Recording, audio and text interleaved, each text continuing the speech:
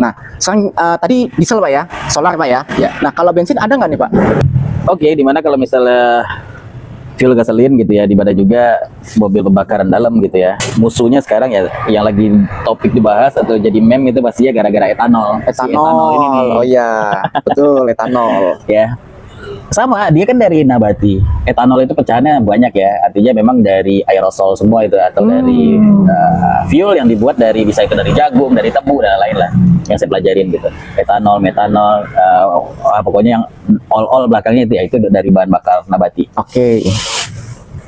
Nah, terus konsentrasinya sama. Sebenarnya bukan hal baru sih, ya. Cuman ini menjadi musuh di Indonesia karena tadi kesiapan ATPM buat riset terbaru tentang kendaraan yang udah leaded to etanol gitu. Itu belum 100% rampung.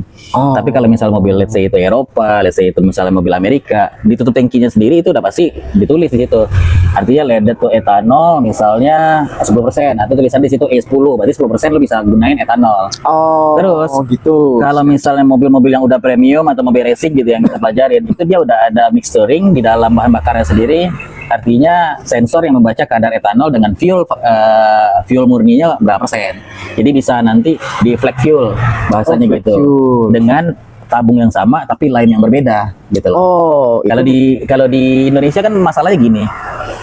Mobil yang sebenarnya peruntukannya belum bisa menggunakan etanol, tapi contoh sama sih sebenarnya sama diesel, tangkinya belum memadai karena masih menggunakan logam. logam. Dan musuhnya pasti yang namanya air, zat basah tadi menangkap embun atau mineral semakin tinggi gitu ya. Kadar air semakin tinggi, akhirnya tadi mengendap, menjadi lumpur, menjadi karat, akhirnya udah muter aja di situ.